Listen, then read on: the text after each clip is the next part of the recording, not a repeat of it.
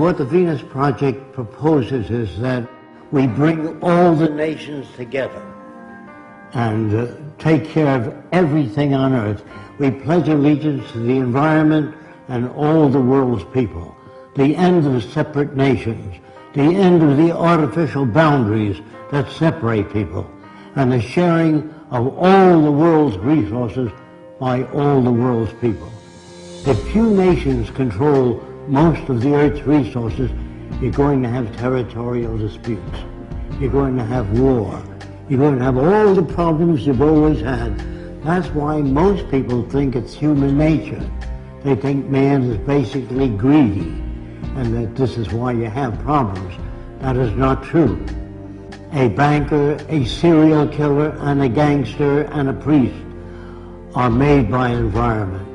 It's not human behavior, it's the environment we come from which generates behavior. We are victims of culture, all of us. That's why we have a distorted view.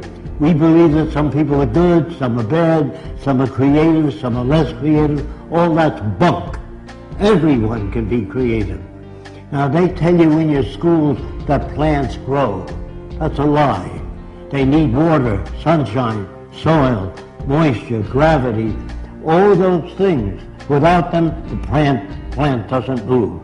There is nothing in the earth today that is not acted upon by resident forces. And your language was designed hundreds of years ago. That's why we can't talk to each other. We talk at one another, not to one another. A lawyer is a guy that takes language, twists it around to any way he wants to. If he's skilled at it, he can knock you out, put you in jail. A lawyer would be considered a criminal in the future.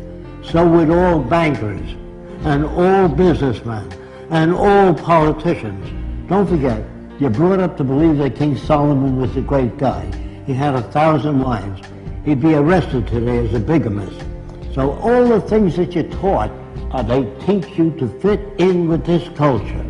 There's no such thing as thinking things over. You think within the context of the way you were brought up. So it's very hard for so-called normal people to step outside of the environment. Now, in the early days in the Roman Empire, I am told that they used to feed Christians to lions. Now, the family would come Saturday and Sunday to see Christians being fed to lions. And the kids would say, "Daddy, can we come next week to see Christians being fed to lions?" Daddy would say, "If you behave yourself." Are these kids sick? No. They're normal to that culture. There are no good or bad people. There are no corrupt people or dishonest people, creative people, lazy people. All that's bunk. If you're raised in a society that understands human behavior, you don't have those variations. You can block them through education. You must design for human comfort, and you must design cities with art centers, music centers, cultural centers. I can only talk a little bit about America because that's where I'm from. I don't like our country. It's completely corrupt. And that's for most civilizations today. They're all corrupt. I'm sorry to say that. I don't like what I'm saying. I wish it were otherwise. We are brought up in a system called established. Established means it serves the interest of the lead group, the control group. What we really need is an emergent society. There are no great men, no great women. All people are creative, but they're not brought up to know what that means. So when they tell you that your government likes you, they're working for you, all that's bunk. When I say people hardly know what they're talking about, because they're not brought up to be sane. They're brought up to fit in with the establishment. National loyalty is really a form of stupidity. All people need clean air, clean water, arable land, and a relevant education. That means no businessmen, no advertising, no investment bankers. I used to work for Ernst Udet, and I said, "How did you shoot down 70 airplanes?" And he said to me, "I would fly above aerial combat and watch the rookies that couldn't handle planes well and knock them off." Now, what kind of a person is that? He's a war hero, great man. There are bums and stupid people brought up by an arrogant society that doesn't give a shit about anyone else but the established institutions. Man, this includes me, cannot think or reason. When your car veers to the right, you don't kick it and beat it up. Either your tire pressure's uneven or something's wrong with the steering column. You try to understand. When children beat up other people and hurt other people like a bully, that's part of their conditioning, their associative memory, the system they live under, which doesn't correct that. Schools do not teach you much, are mostly concerned with propaganda.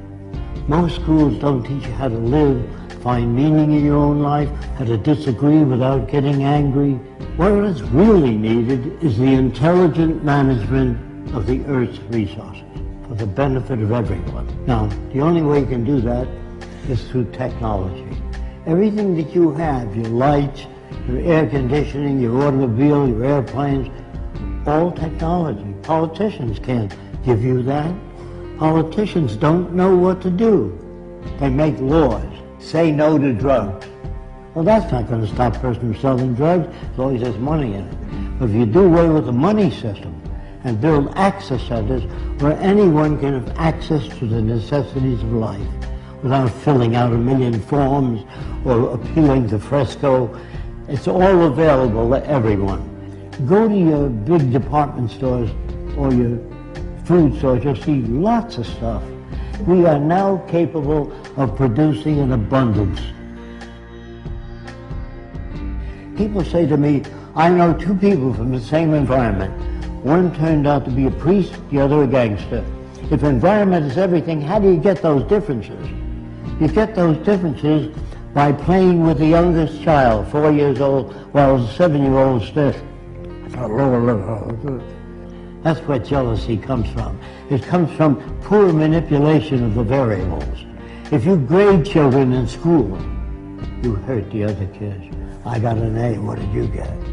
F, failure. You know, all of us, by the way, are prostitutes in this system. If you sing and you sell toothpaste, you're a prostitute.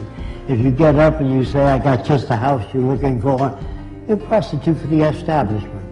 So there's no good or bad people now. We're perfect reflections of the culture we live in. Again, I'm sorry about that. How can you pray to a God? How can you talk to God? They think, due to ego problems, that they're specially selected. The Jews are God's chosen people. The Germans are the master race. You know, all these little egocentric people think that they're put here to lead the world into a better direction. Galileo found seashells on the mountaintop.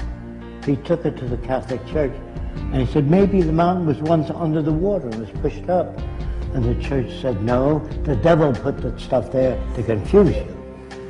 So the world you live in is as full of shit as a Christmas turkey. And you're not about to talk to people and turn them around. You have to demonstrate it. So I don't say science is perfect, but it's closer to our problems than any other system. People really don't know what to do, so they put up a sign, thou shalt not steal, don't be dishonest. That doesn't change people. All money systems, as they begin to collapse and change, they move toward fascism. It's part of the history of civilization to move in that direction. The wealthy people try to protect what they have. I went to the South Seas when I was 21. Everybody on the island was nude, except when men climbed trees, they wore kind of a jockstrap to prevent their balls from being caught in the branches. So everybody walked around nude. And the interesting thing about it is I never saw a native stare at a girl's body, only her eyes. When you talk to a woman, you never say, hey, get a load of that chick. That's what you get in civilization. You cover the girl. If people swam nude when they were this high, you couldn't sell pictures of a nude girl. Do you understand that? I get to know the natives so well, I watch them make love. And they stroke the whole female, the top of her head all the way down. They had no fetishes. There were no tit men, leg men, ass men. All that's made by culture. And if you don't use that kind of language around women, you can't become equal to one another. So you have to tell them how men think. That isn't how they think. That's how they're brought up. When guys poke each other, hey, get a load of that chick, you know. That is learned in the culture. In the islands, they never did that. It's like you stroking a dog. You stroke the whole dog. You don't stop at the balls. You stroke the whole dog. You understand? I'm not your enemy. I'm not trying to hurt you. I'm trying to tell you that if we use science and technology, everyone will be given the best opportunity so that we can bring out the best in every human being.